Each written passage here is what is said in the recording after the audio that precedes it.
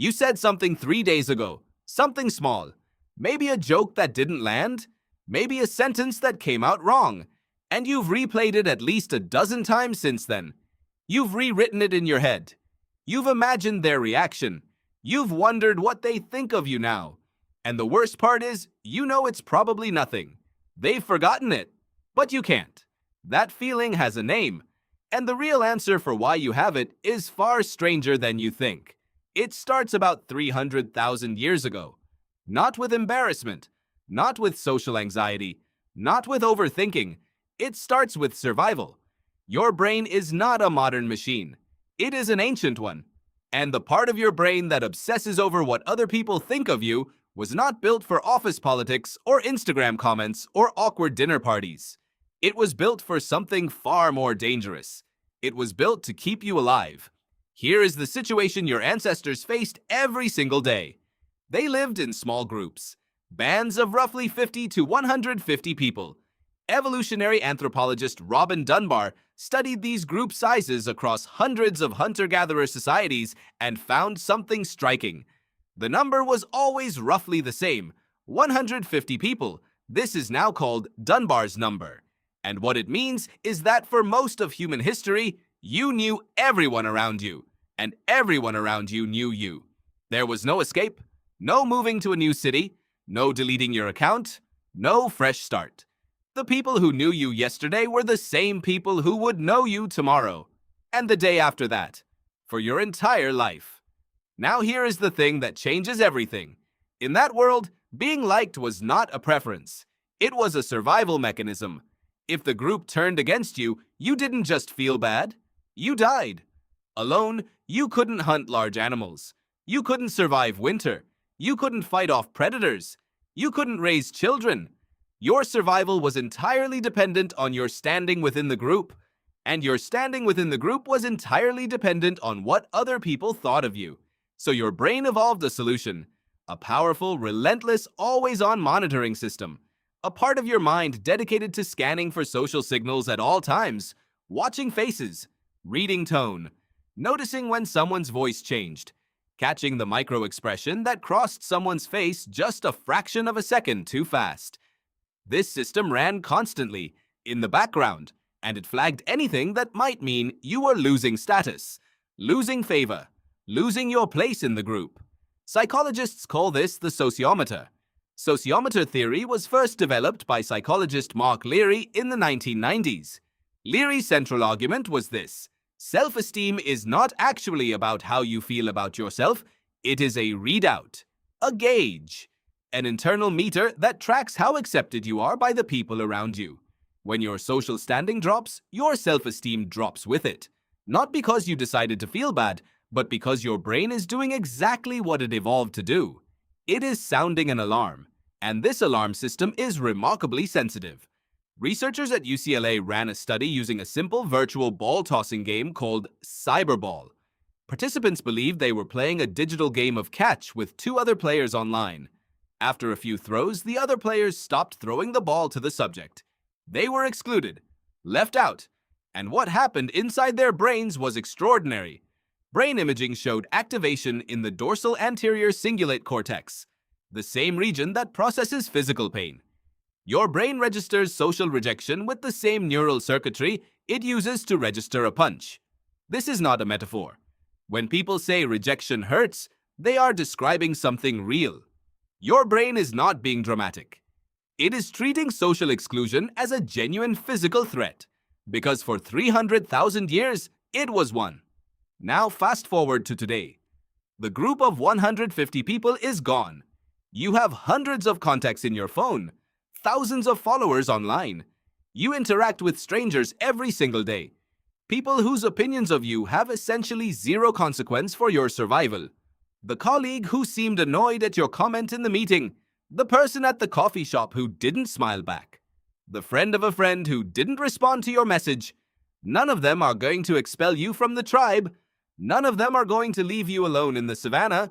But your brain doesn't know that. It cannot know that. Because the hardware hasn't changed.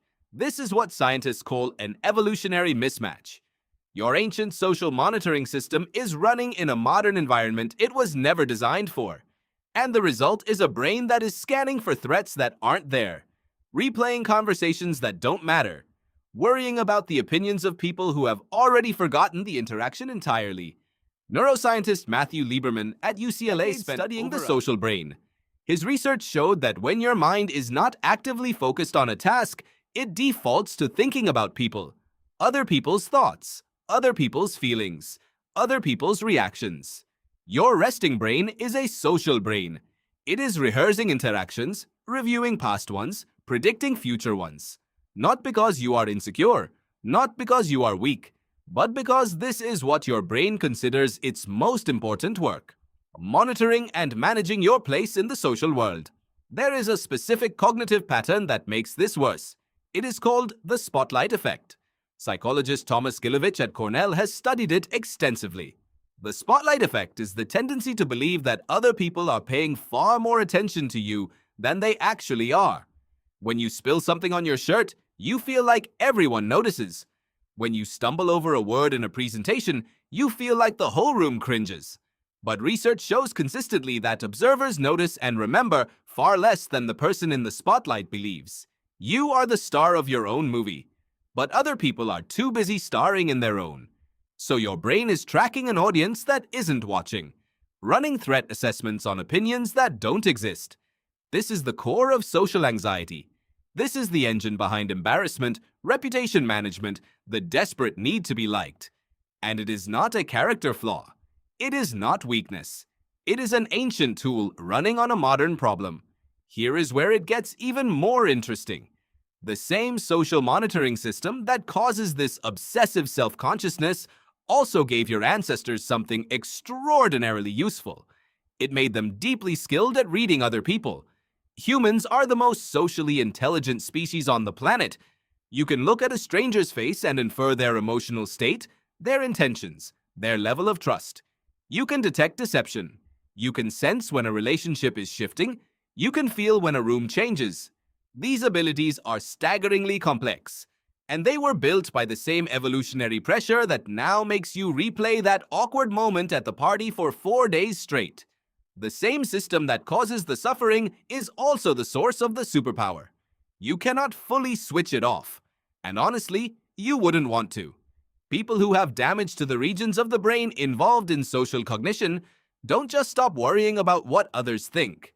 They lose the ability to maintain relationships at all. They lose empathy. They lose the ability to cooperate. The social monitoring system is not a bug, it is the operating system, but you can learn to work with it. The first step is recognizing what is actually happening when you can't stop replaying a conversation. Your brain has flagged a perceived threat to your social standing. It is trying to help you. It is reviewing the data to figure out how bad the damage is. What you can do is give it a resolution it can accept. Name what happened. Acknowledge that it felt uncomfortable. Then deliberately redirect your attention. Not by force, but by giving your brain a more useful problem to solve. This is why distraction works temporarily. It is why talking it out with a trusted friend works better. The social brain doesn't need you to forget. It needs reassurance that the group is still intact. The obsession fades when the perceived threat fades, and the perceived threat fades when the signal changes. When you get evidence that you are still accepted, still connected, still part of the group. Because that is the only thing your brain was ever really asking. Tonight, when a memory surfaces unbidden, when a cringeworthy moment from 3 years ago suddenly plays itself back in full detail, when you find yourself rehearsing a conversation that will never happen, you are not broken. You are not weak. You are running the most sophisticated social software evolution has ever produced. Your brain is doing exactly what it was designed to do. It is trying to keep you close to the people who keep you alive.